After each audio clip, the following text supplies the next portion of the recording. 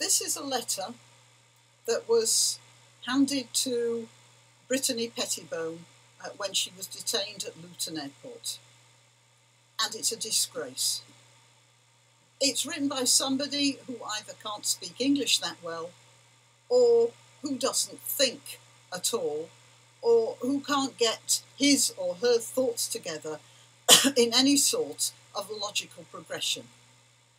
Now, I know that there's a lot of fun made out of people like me with the using the name, the pejorative, grammar Nazis. But grammar is important. That is, when you're talking, you have an excuse to be ungrammatical sometimes or frequently, because if your thoughts are going past too fast, you might not get things in proper order, or you might make plurals when it should be singulars, silly things like that. But when you're writing a letter, there is absolutely no excuse, unless you don't care, unless you can't get your thoughts together, unless you can't speak English.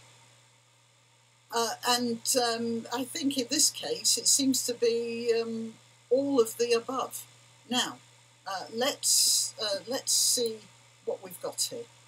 I just went through it, pointing out the mistakes I'd identified, and here they are.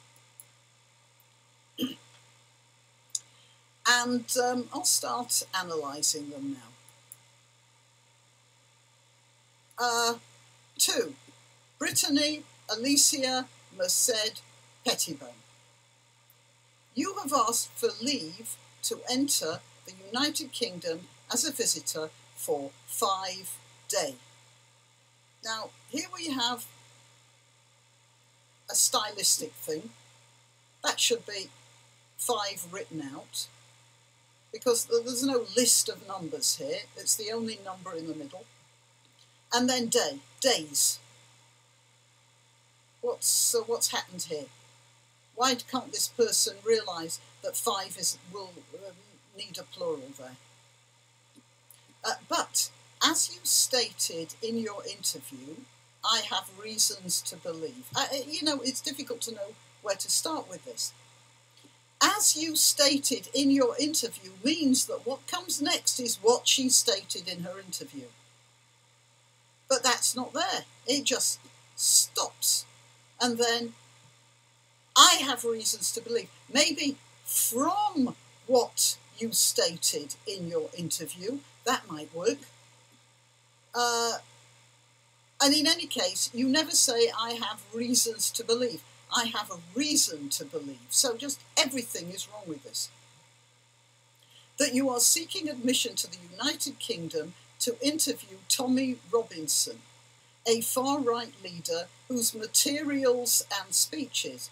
Materials, what word is that? What's that meant to mean there? Materials. Maybe this person means written material, and it's singular. Materials here could just as well mean fabric. What you make clothes out of, A far-right leader whose material and speeches incite racial hatred. Well, actually they don't, but there you are. That's not within the purview of this analysis. You stated at the interview, you don't do anything at an interview, you do it during an interview. You stated during the interview that you will be filming. No, stated would need would. Now, you can argue whether it should be considered a future conditional or a past tense, but in both cases the word there is would, not will. You stated at the interview that you would be filming your boyfriend Martin Sellner speech. Now, first of all, Martin Sellner, apostrophe S, it's a possessive, his speech. And then what's that your boyfriend for? That has nothing to do with this. Nothing whatsoever. What this person is doing is linking Miss Pettibone with Martin Sellner. But there is absolutely no reason to do that in this letter. Your boyfriend is too familiar. It is not decent language for a letter from the Home Office. That you will be filming Martin Sellner's speech at Speaker's Corner. That should be capital S, capital C. It's a title, it's a name of something. And furthermore, there should be an apostrophe here, Speaker's Corner. I believe that's probably a plural apostrophe rather than a singular one. At Speaker's Corner in London Hyde Park. In London's Hyde Park, or in Hyde Park in London, and here I didn't note that they'd forgotten to put the capital for the P there, because Hyde Park is the name of something. Your boyfriend, it should not be that.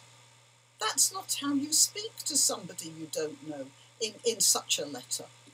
Mr. Sellner, admitted at the interview, during the interview, in the interview, maybe, to being a co-founder of the Austrian branch of Generation Identity, which is viewed in the UK as a right-wing organisation. Oh, and there, that Z, that's American. That's not English.